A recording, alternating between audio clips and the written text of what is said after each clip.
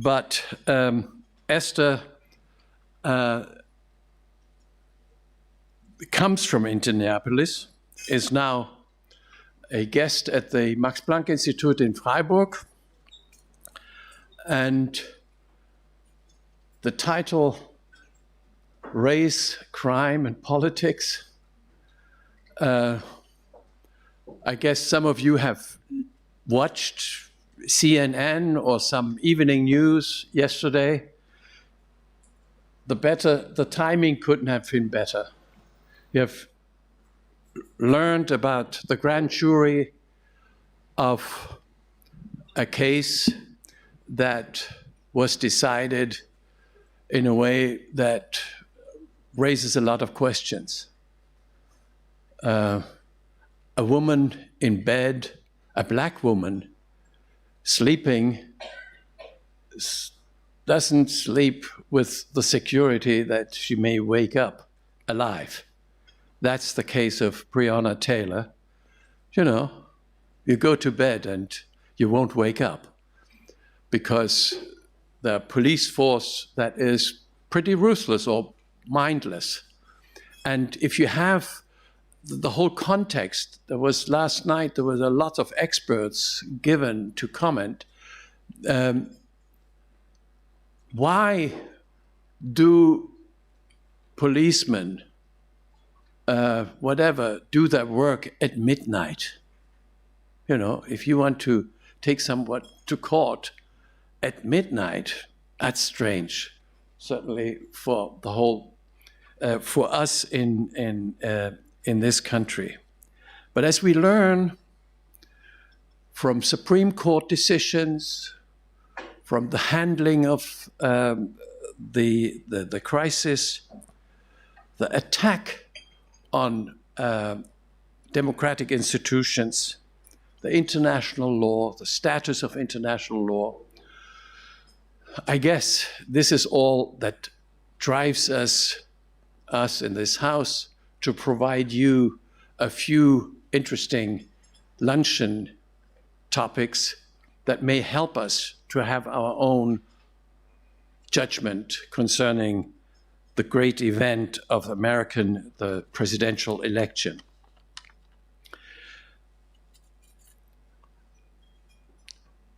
Esther has studied law. She was, prior to university, she was involved in public health. So if you have questions concerning public health, she is equally expertised in these questions.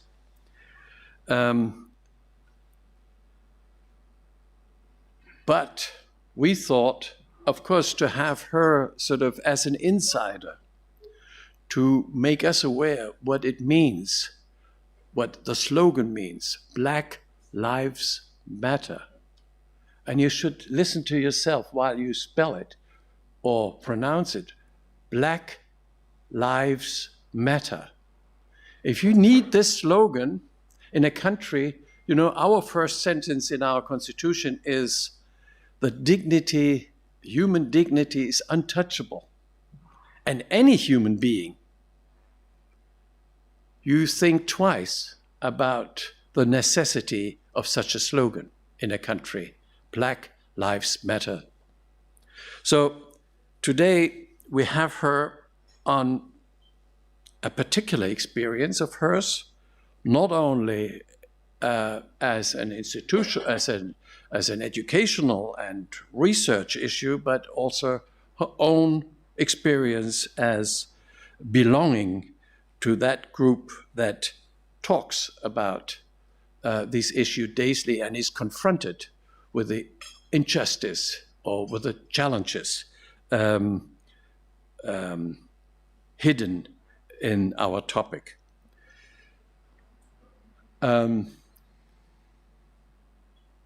So feel free to raise questions. We have half an hour speech, half an hour food, and half an hour discussion. And we are very, very happy to welcome you today here in Heidelberg. She has her ancestors, parents, have some background with the American army, so she knows where she is. So welcome to Heidelberg, Esther.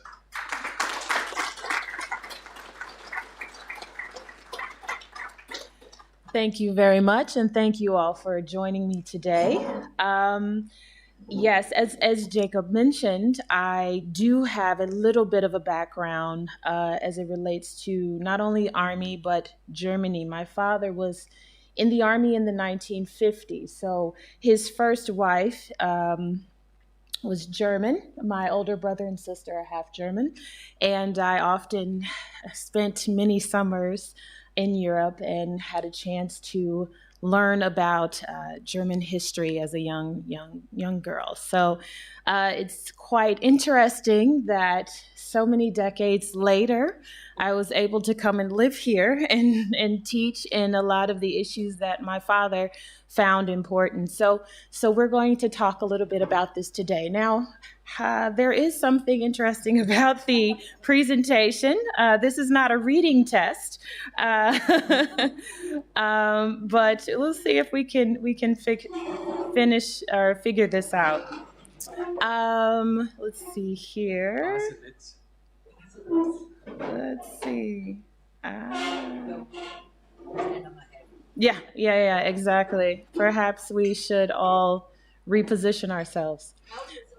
Okay, thank you. Well, while help is on the way, I'll just talk a little bit about what the presentation Race, Crime, and U.S. Politics, and a little bit about my background and how this will pertain to what I'm talking about today. So as you heard, I am working as a guest at the Max Planck Institute, but this is also after completing my doctoral research on comparing U.S. and German criminal law and policy. I've been teaching at the University of Tübingen for 5 years and at the University of Freiburg for 3 years. And my focus is American crime and culture. And so a lot of the things I will talk to you today are not only about legal aspects of criminal law and society, but also cultural aspects. First of all, our president is a cultural symbol, not just a political figure. I mean, how many of you were well aware of who Donald Trump was before he became president? Raise your hand. Okay. All right. Do we have any 80s movies fans, 80s American movies fans, or TV series fans? Yes, right there in the back. Donald Trump has been a cultural symbol. He's been in many American movies. He's been in many TV series. And so when you see and you hear Donald Trump, you're not just hearing a symbol of political thought, you're also hearing a cultural symbol of America. You're fired.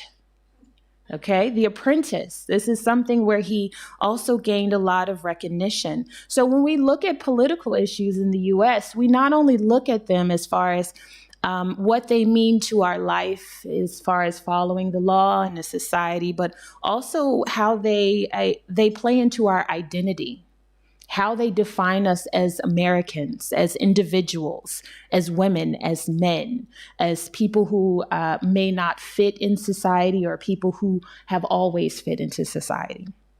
So when we talk about race, crime, and politics, a lot of it is cultural. It's identity, it's customs, it's symbols. And so one of the things I like to do is kind of go over the basics of criminal law and policy in the U.S. Do you need to just? Okay, please.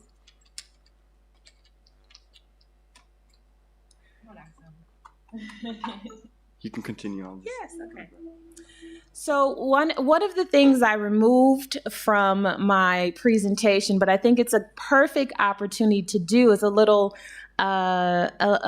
test that I have for my students. So if you are familiar with the U.S., what type of legal system do we have? Does anyone know? If you're American, I don't know if you can participate. So we have what is called a common law system, which is very different than a civil law system. In a common law system, we look at cases, criminal cases or civil law cases. And those cases are decided by judges. Judges are human. Judges are sometimes elected, okay? So this very much relates to how we view the criminal justice system, because we also look at those cases, but sometimes we also look at those humans who write those cases and their views. So a lot of our racial issues, a lot of our laws that define race were also litigated and decided by judges. So this plays a big part in how humans interact with the legal system outside of following the law or even understanding the law, okay? So the second source of criminal law are statutes, okay? So first we have case law, and then you have statutes. And the statutes is very similar to the civil law, except that statutes are created by politicians, the legislature, people who are elected, people who have political parties and affiliations. They decide law. They write down those statutes, they write the language and the wording. So what is in those statutes can also define the human experience and how a person might be identified. So if we're talking about race in the United States, understand that when you hear those terms Black, colored, white, person of color, those are legal terms. Those were terms that were written into the law at one point in time. And those terms defined society, okay? So the third, we have case law, we have statutes, and then we have constitution. So the Constitution is our third major source of criminal law. So you have the right to remain silent. Anything you say can and will be used against you in the court of law. Now, how many of you knew what I was going to say when I say you have the right to remain silent? Raise your hand if you've heard this before. All right. Now, I'm pretty sure it wasn't just because you studied constitutional law. That's also a cultural symbol. When you watch a police drama, when you watch Law and Order, something American that has to do with the court, you might hear those words. Those words are tied to our Constitution. And the Constitution was written also by individuals, by humans who had a vision of what the United States should be as a country and as a legal system. But also, the Constitution has had to change. When the Constitution was developed, the way certain humans played roles in society were very, very different. And so this is why the Constitution has had to be amended. And these are very, also very cultural things. The Second Amendment, this is a very important, not only a part of the Constitution, the right to bear arms, but this is also something that defines a lot of Americans. Okay, so since it looks like I'm going to do this freestyle without a presentation, I'm going to move forward to what we were going to talk about as far as race, crime, and politics. So as I mentioned, as a part of the creation of America, there were a few founding documents. The Declaration of Independence declared that all men are created equal. And around 1776, this may have been true in theory, but in practice, we know that all men in 1776 and women were not necessarily treated equally, because then you had slavery that existed, chattel slavery. So the enslavement of human beings who were transported from, many of them, Western Africa, and my descendants are descendants of slavery. So my family can trace roughly back to the mid-1800s as far as their history. Anything before that, we are not quite sure. So where I come from, in the continent of Africa, where my family is from, in the continent of Africa, this is unknown. but this is an effect of this particular system. How many of you can think about where your parents are from and where your grandparents are from and be able to communicate this with some form of certainty? Okay, so if you are a descendant of chattel slavery, this is not necessarily the case. So your identity is somewhat a question mark. This also plays into the role that or the way you interact with individuals in the society. Okay, so moving forward, slavery was abolished. Yay, this is a good thing. All right, we're moving forward. But after slavery was abolished, you had another system that was implemented called the Black Codes. And in the Black Codes, you had certain statutes and certain areas of law that defined who could commit a crime and be punished in a certain way and who could not. For example, the Black Codes of South Carolina indicated that if you were a person of color and you happen to rape or attack a white woman, then your sentence and your punishment was harsher. And as soon as we get our presentation, I can show you that example. But those terms, white woman, person of color, were written in the law. And these are criminal laws. So think about who has to enforce those laws. Law enforcement, police officers. They have to arrest people. Judges have to decide if you're even a person of color, or if you are even a white woman. Because the way the law was written, you had to meet a certain fraction of whiteness to be able to classify as a white person to get protection under the law. So this is where, when we talk about things like systemic racism, this is what this means, because the system was designed, it's okay. The system was designed at one point in time to protect people differently. The criminal justice system. So judges had to decide who was what color. Judges had, hey, there we go. Thank you so very much. So judges had to decide who was considered white. Oh, we'll come back to that. Who was considered a person of color, and so on and so forth. All right. So just to show you an example, for a person of color to commit any willful homicide, unless in self-defense, and remember, I told you the term white woman. So in South Carolina, this was the definition of white, okay, or a person of color. So all free Negroes, mulattoes, so that is people who have a black and white heritage, mestizos, and this tends to be people who had a indigenous heritage, Southwestern, which is now Mexico, and all freed women, okay, so women are included in that. And all descendants of through either sex or any of these persons shall be known as persons of color, except that every such descendant who may have of Caucasian blood 7/8.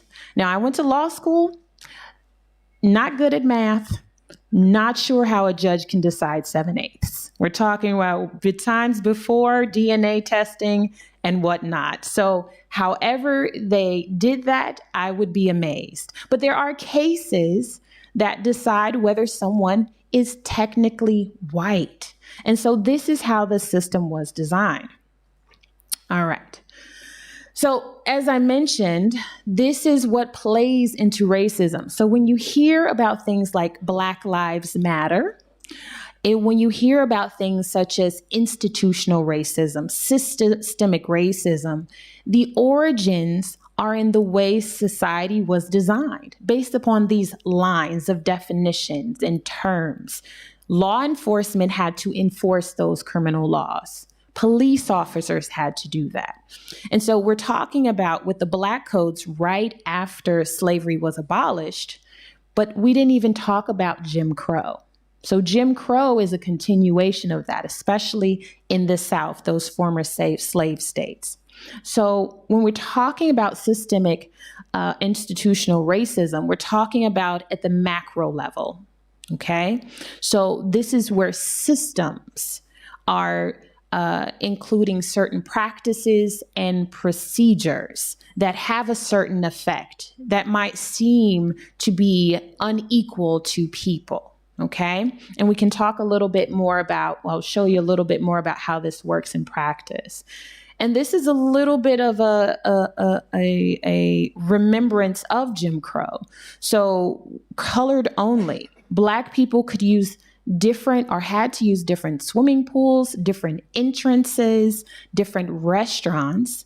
And if you did not use your specific restaurant entrance and so forth, you were arrested. The police had to enforce this. So this is where the relationship between race and policing really becomes defined, because you have a system, an institution, an organization that is designed to enforce systemic division, okay? And we're not talking about a long time ago. My mother was raised in Jim Crow. My mother is still alive. And she left Mississippi during Jim Crow, and she is now 73.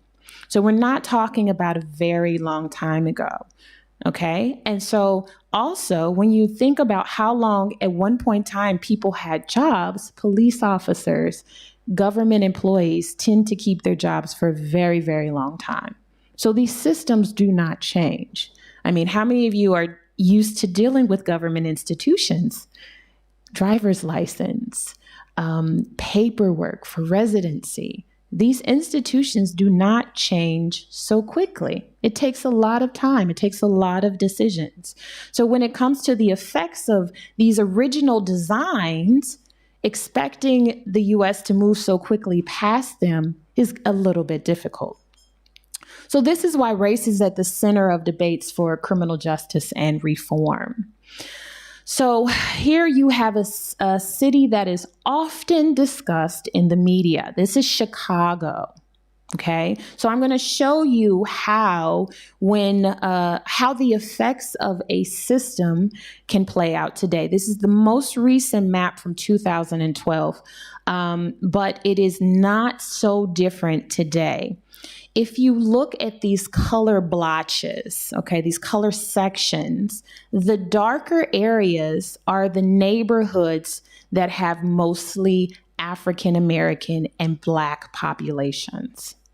These populations are almost solid. So that means if you go to Chicago today, you might go to the North Shore where you will see a lot of the buildings, a lot of the tourism, but you might just pass right on through the South Side, or you might not visit the South Side. Those are predominantly Black neighborhoods.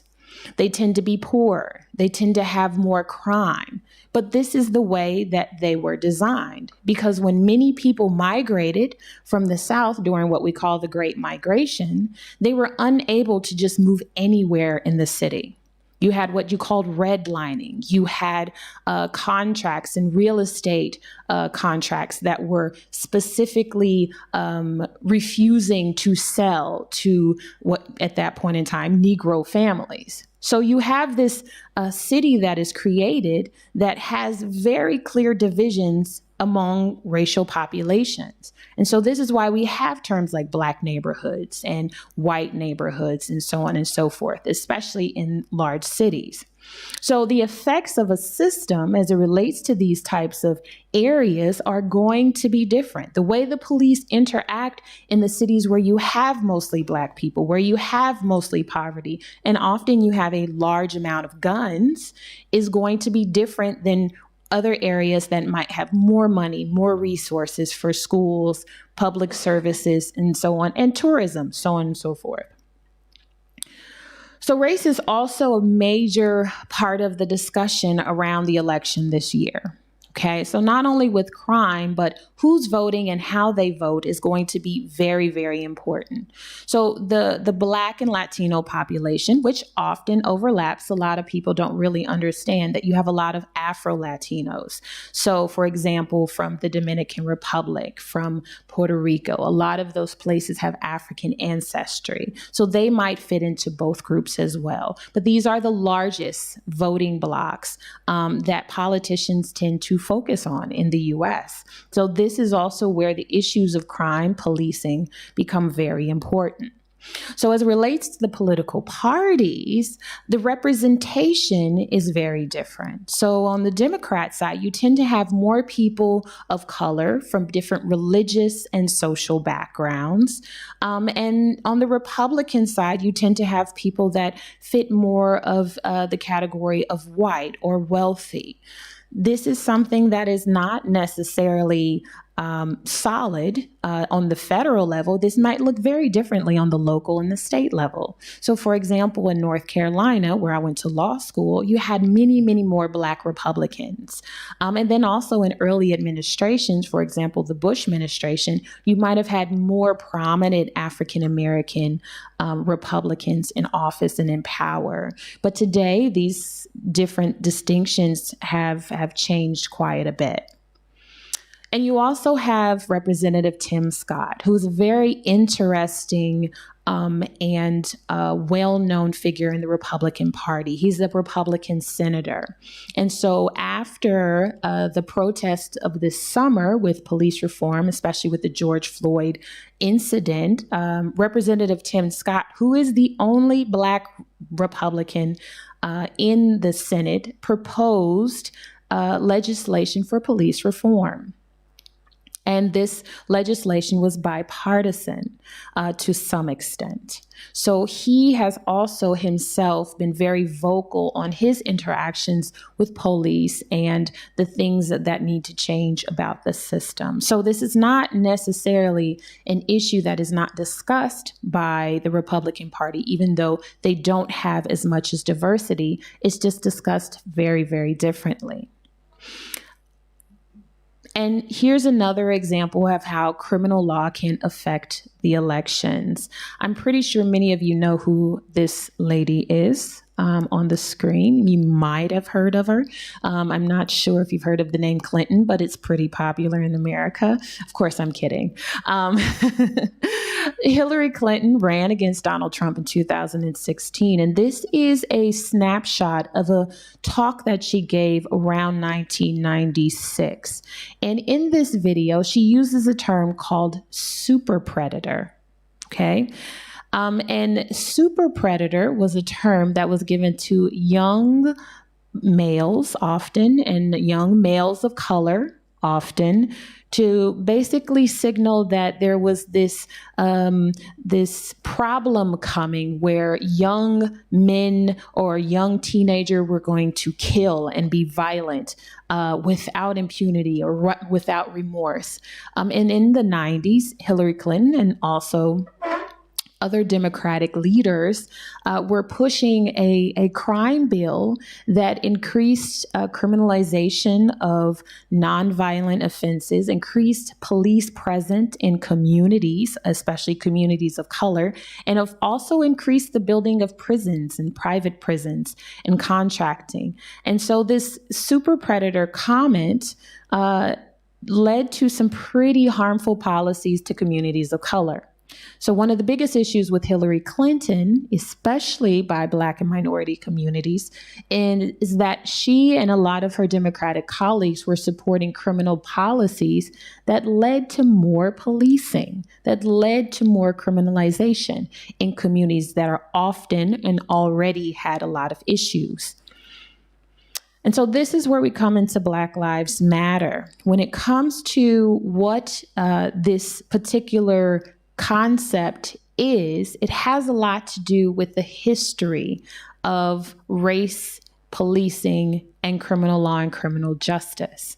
Now, to be clear, there is a difference between Black Lives Matter as an organization, Black Lives Matter as a slogan and a hashtag, and Black Lives Matter as an identity, okay? These are very cultural distinctions as well. So whenever you see Black Lives Matter, it's not necessarily a group of people. It can be an idea, which also comes into some very interesting issues when it's used by corporations, when it's painted on buildings, when it's used in graffiti. But also, it is a concept that was originated to say that even though we have had this system that was designed to basically enslave certain individuals and to separate certain individuals, especially African American people, those lives are affected unequally, especially as it relates to policing, and those lives should matter. So the fact that we are still seeing high rates and proportion, not just numbers, and there's a bit of a debate when it comes to saying that more police officers kill more men, Black men of color. So what we're talking about is proportionally, it's disproportionate. It's not that the numbers are higher, but the rates are higher. So police do kill more white individuals, but you have more white individuals in the country. They are in the majority. Okay, but proportionally, for the number of African Americans that you have in the country, the rates in which they are killed by police are much, much higher. You have many more police in those neighborhoods. You have guns that are often sold and shipped and traded illegally in those neighborhoods. And then you also have a large distrust of the police in those neighborhoods. So you have the effects. And this is what leads to a lot of those inequalities. So Black Lives Matter, as it has evolved, has taken different forms and different shapes. So this is where one has to be very careful when you're talking about or listening to debates about Black Lives Matter. You have to ask yourself, okay, what are they talking about? When they say Black Lives Matter, are they terrorists? Are they talking about individuals? Are they talking about a hashtag? Hashtag is not necessarily a terrorist. It's very difficult to make things happen when you're just a hashtag. Is it a concept? Is it a call to action? What is it? But then there are related terms that are just as prominent and just as important in the conversation. Blue Lives Matters is the hashtag and the idea and the concept for the police. So you have to also think about what these things mean and what message they're actually promoting. Another thing that we also don't often see, when Jacob and I talked about earlier, is the relationships that a lot of people do have with the police and how this has changed on the local level. So here you have a picture from the news from this summer from Indianapolis, Indiana, which is my hometown. So after the weekend of protests, very heavy protests, where you did have rioting, you had violence, and you had a lot of conflict, the police in the city took a different approach to working with the protesters or to handling the matter of the protesters. They took a less defensive approach. You had police officers even marching arm in arm with protesters saying Black Lives Matter. You had police chiefs and sheriffs in northern parts of the city saying, yes, Black Lives Matter. The Indianapolis or Indiana GOP even has a diversity leadership program now that has been developed over the summer. But these are things that happen more on the state and local level. That's because state politics is very different than national politics. And the really interesting thing about this is about the way things are moving. In Indiana, especially in the 1920s, the state was run by the Ku Klux Klan. There was a heavy presence of the Ku Klux Klan in Indiana. So for a state to go to that type of political control, to now having police officers, white police officers and police chiefs saying Black lives do matter, the issue and things are changing, but it does take some difficulty to get to this progress, okay? And so this is what has happened also on the local level. So in Indianapolis, the Indianapolis Police Department, as a result of these protests and as a result of some of the incidences, which Indianapolis did have a police-involved shooting and does often have police-involved shootings, they looked at their policies on de-escalation and how they attack or how they approach situations where there might be a violent suspect, or a suspect might be armed, or a suspect might not be armed. Okay, so these protests, the struggles, the violence, they don't just continue to happen in some places. In some places, you do have a system where individuals are working together.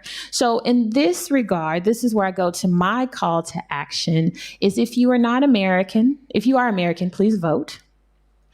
If you are not American, call your American friends, or tell me who, you want, tell me to tell another American to vote. I'll make sure I'll pass on the message.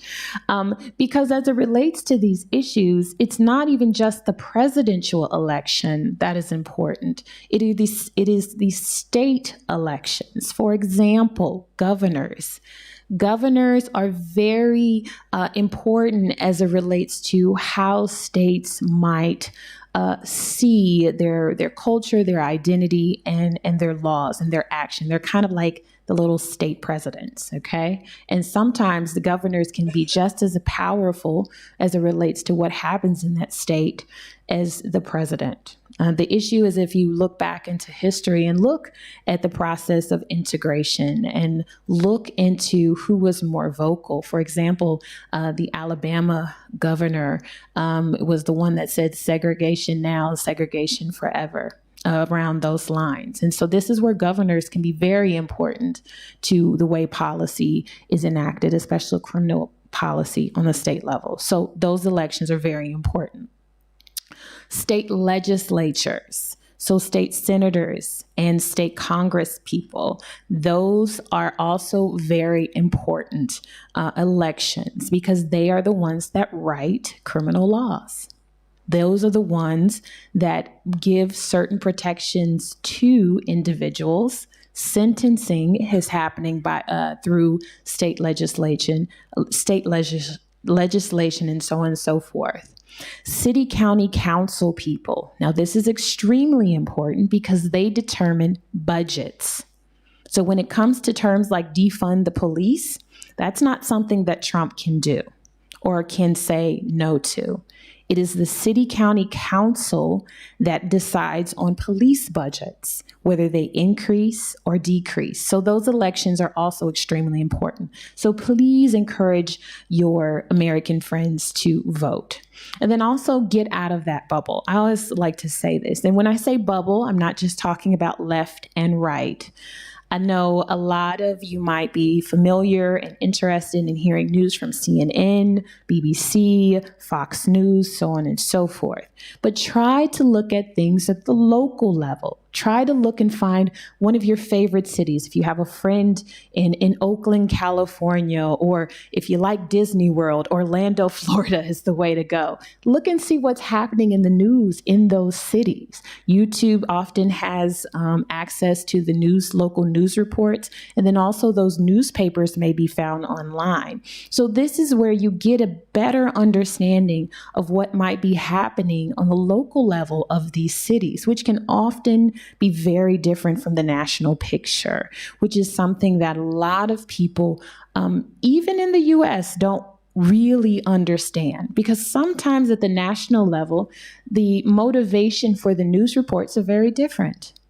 We're talking now about media and business. So their goal is to get you engaged, and the way people are engaged changes, which is very different than the way people are engaged on the local level. So that's all I have for right now. Thank you for your time and attention. If you have any questions, I'm more than happy to answer them. Thank you.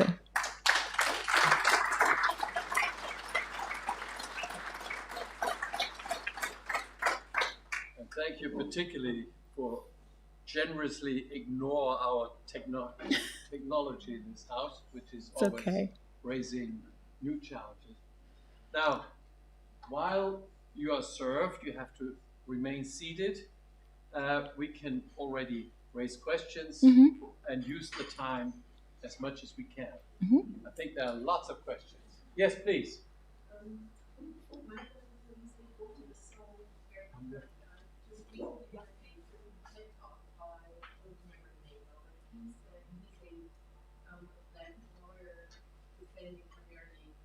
young black teenagers. And he said one of the problems is that a large number of black young men don't have right to vote anymore. Usually there's a political green spot. Really trying that can be just. Oh, sorry. Soll ich das nochmal wiederholen? Okay. So I start all over again? Please, please. So, because you said voting is so incredibly important to make a difference and to change things. And I just recently heard a talk from a black lawyer who defends young adolescent, teenage black criminals. And he said a big, huge problem in the States is that a large proportion, well, I don't know really what number, but a large proportion of young black people don't have the right to vote anymore. They lost it due to some minor crime, and that can be nicking a bike or something. And so, yeah, I'd like to hear your opinion about that. Yes, very, very good question. Thank you, or very good comment. One thing I forgot to mention is the importance of voting for prosecutors.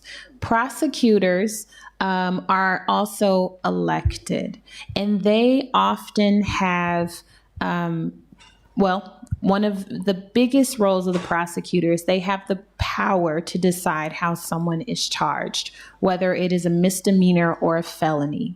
Now, if you are arrested for, as you say, nicking a bike or stealing a bike, then the prosecutor has the power to say, well, maybe it's misappropriation. Maybe you may move the bike from one place to another. Or maybe if the person stole the bike from in front of someone, they could say, well, that was force or violence, and you can be charged with a felony, which changes your sentence according to the law.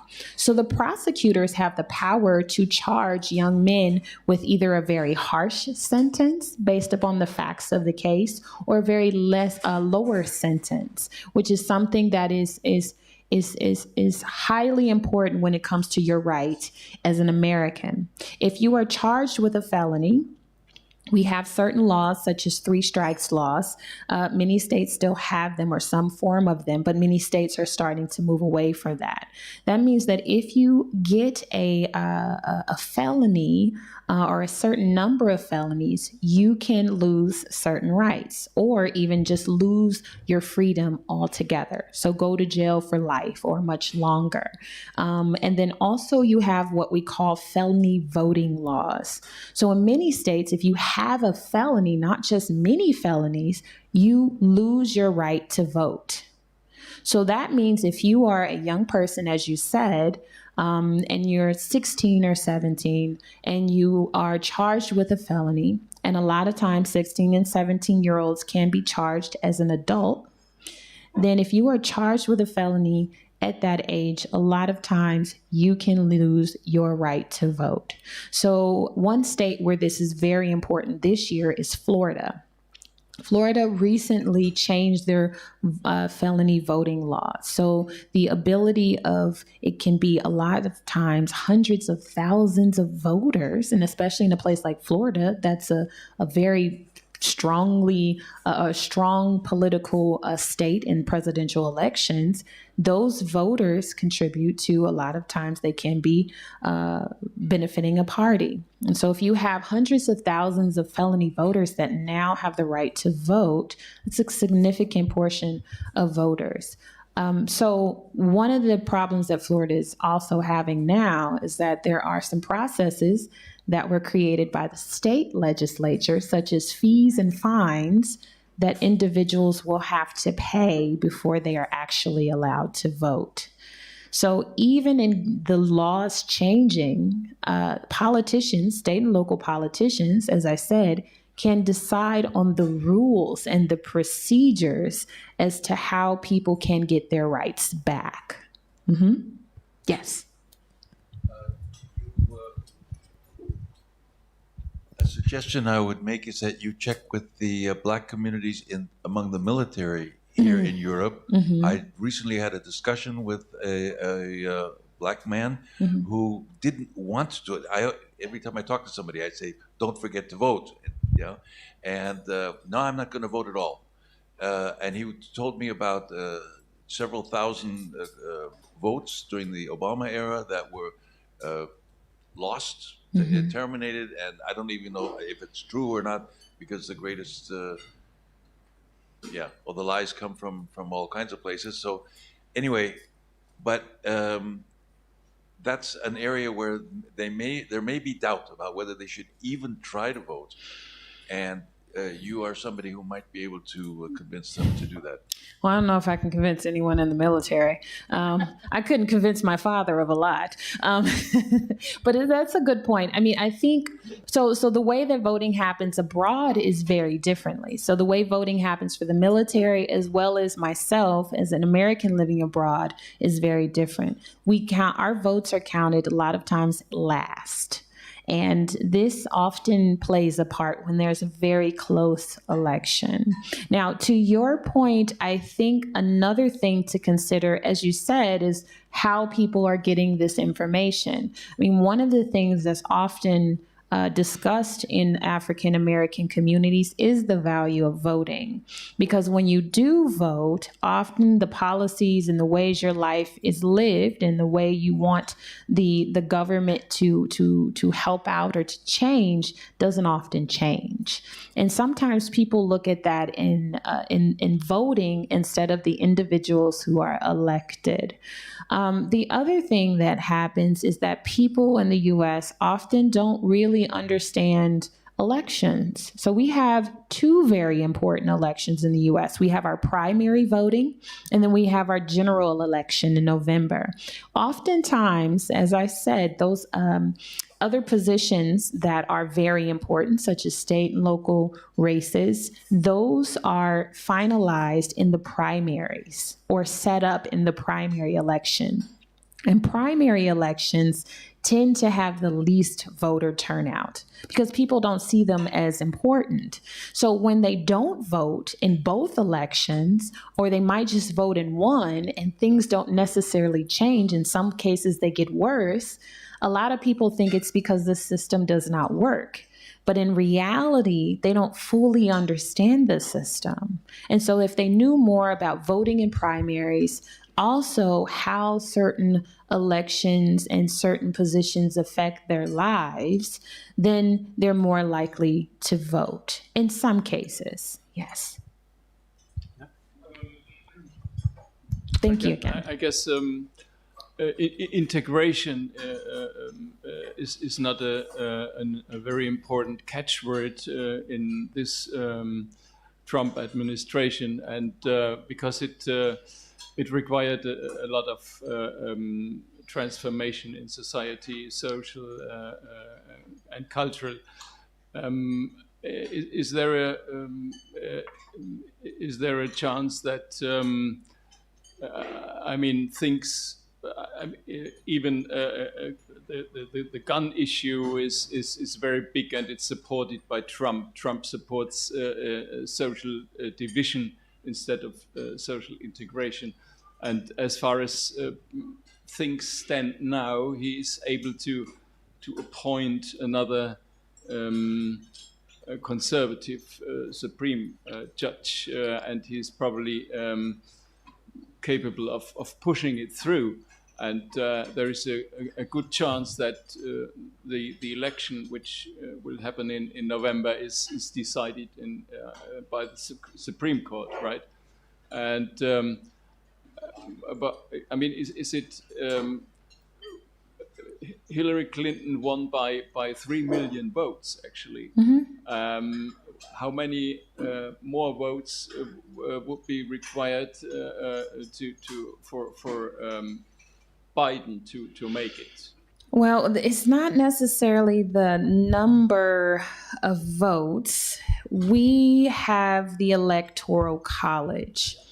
And so one of the things that make it very difficult to really understand the American voting system and American elections, not only for president, but also for Senate, the U.S. Senate, who will be voting to confirm or hold off for the election for a Supreme Court justice. Those elections are very different in how the U.S. is divided. So when Hillary Clinton won 3 million more votes, understand that when it comes to the popular vote, 3 million votes could be just in the state of California alone and just around the area of LA. Okay.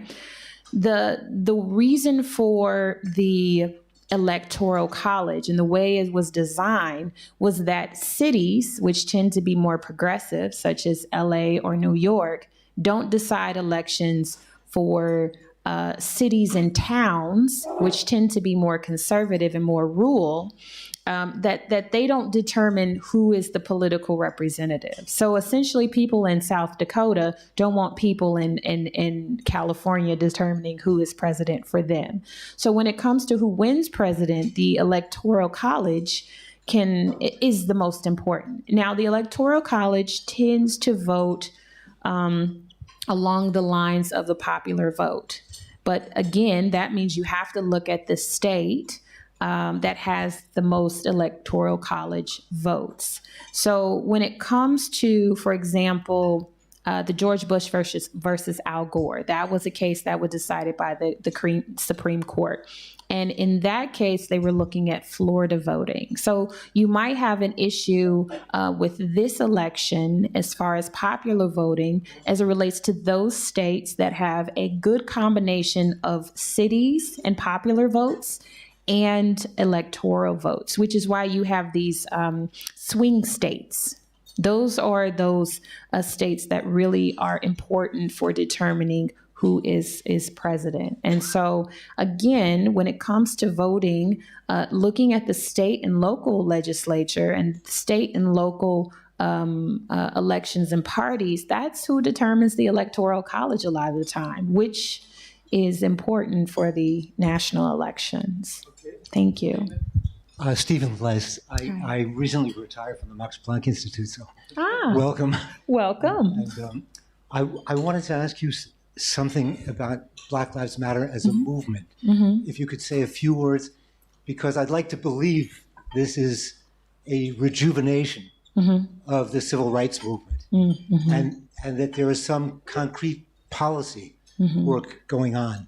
And one thing I worked on at the Institute was the right to demonstrate under the First Amendment. Yes. And it had to do with policing as well, of course.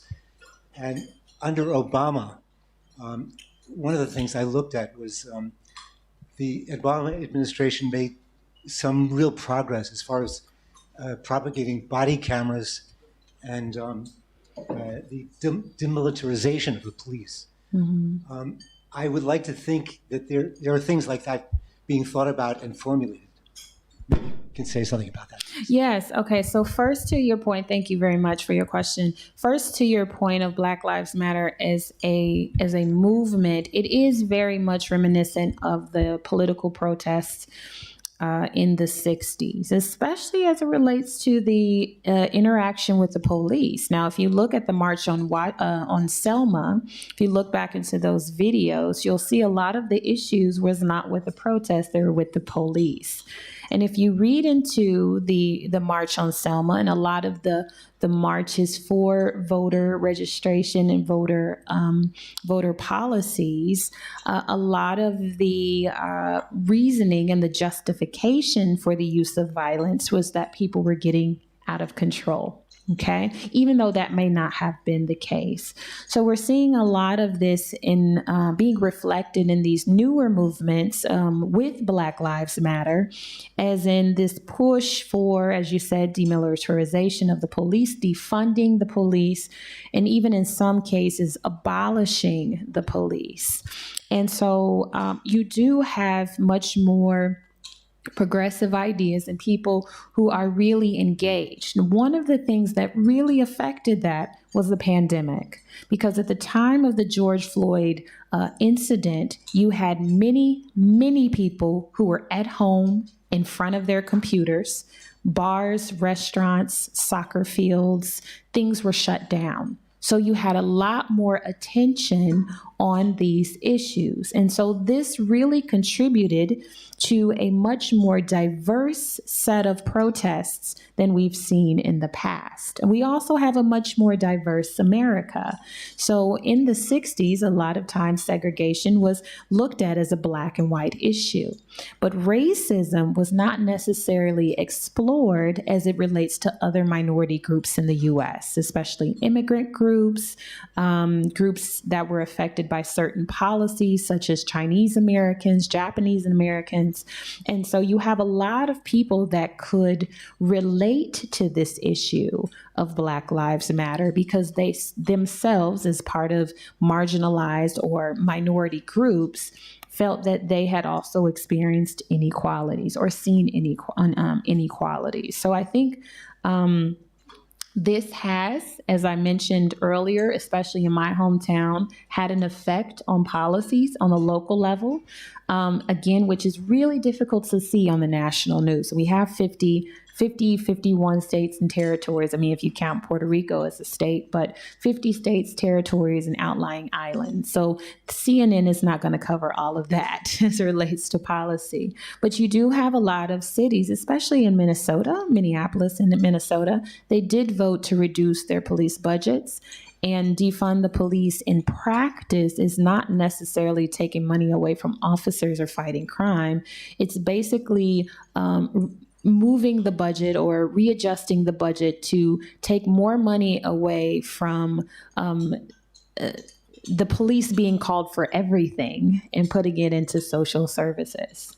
So this is happening a lot on the local level. It's just hard to find it if you're not paying attention to the local level. Thank you. I've got a more fundamental question, and I asked you if you would say that the colored haven't achieved equal rights in America, that they are discriminated against by the justice system, by the political system. So in the end, could you say that America is a racist state? And isn't it utter hypocrisy that this state accuses other countries for not regarding human rights?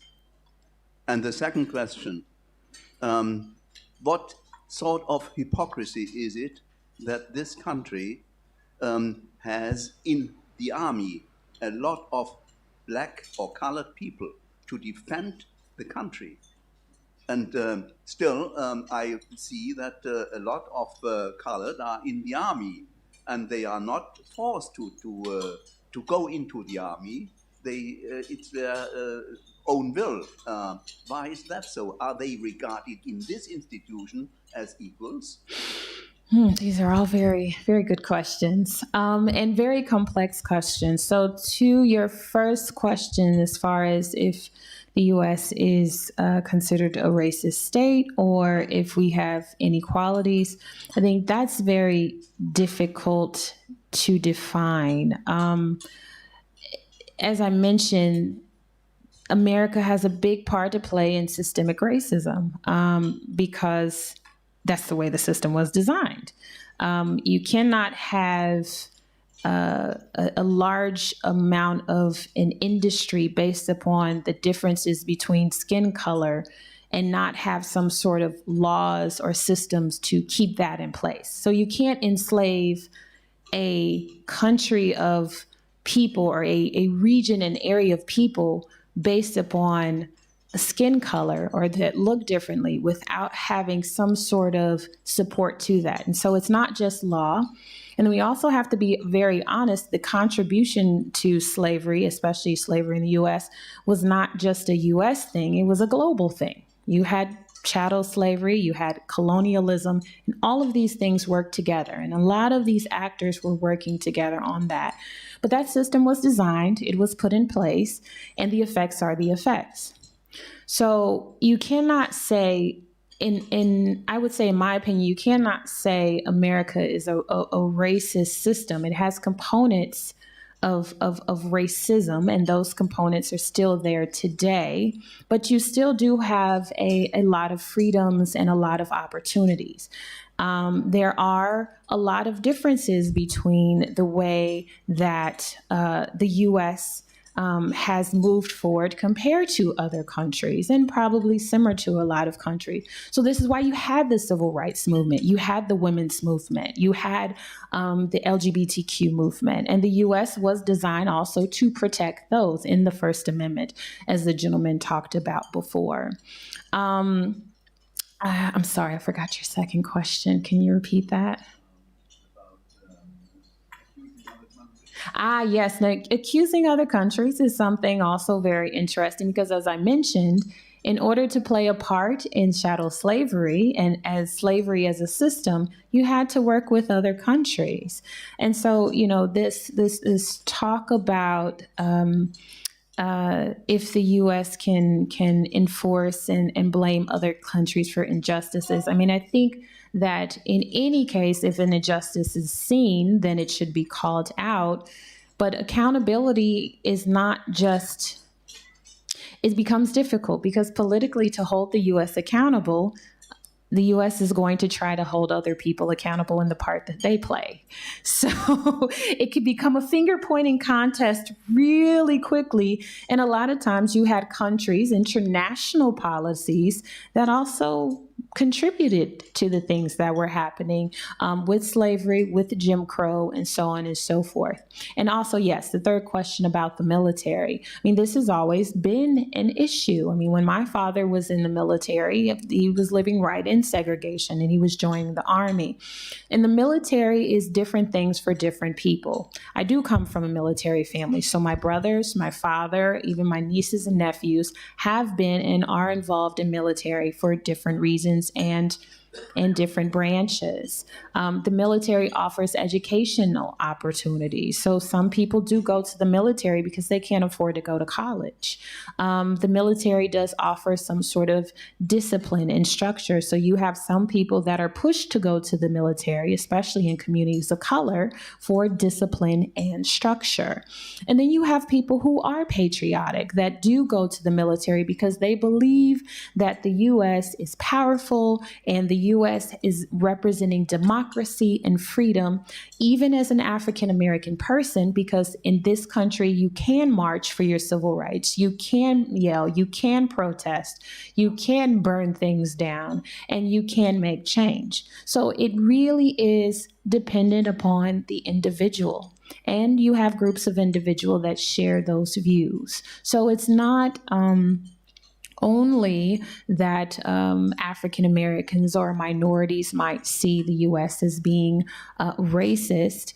Some people definitely do, but a lot of people look at it in a very complex way. Thank you. Esther a chance at least 2 minutes to have something to eat. Thank you. Then we come back. Thank you.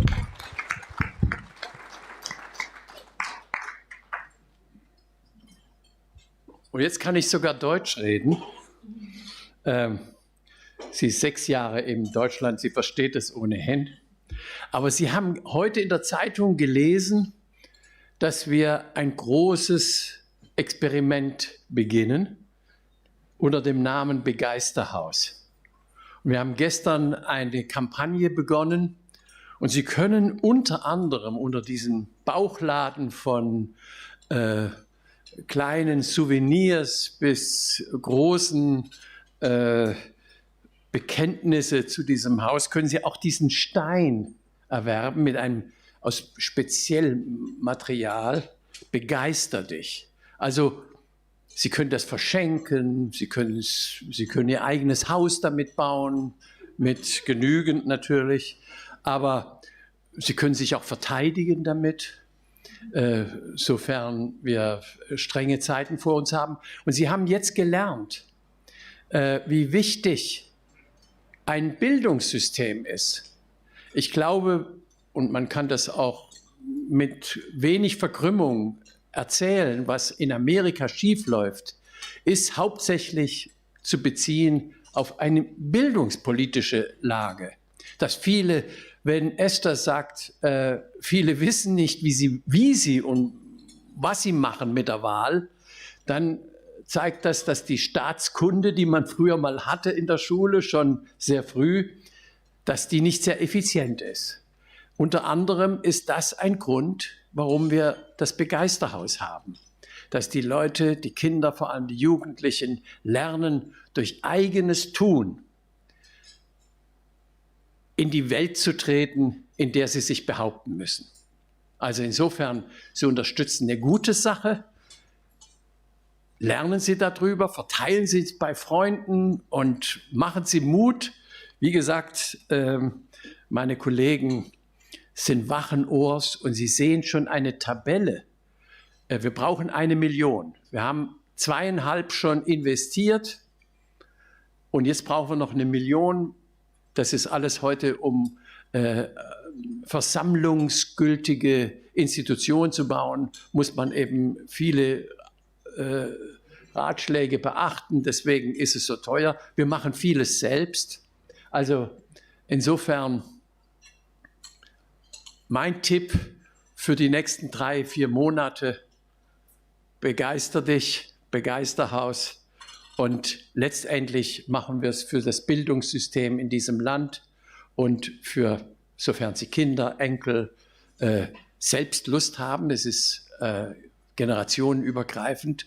Sie können sich da einbringen in jeder Form. Aber wenn Sie Taschengelder haben, solche Münzen, die man nicht weiß, wo man sie hinbringt, ja, man kann ja mittlerweile mit der Kreditkarte bezahlen. Auch.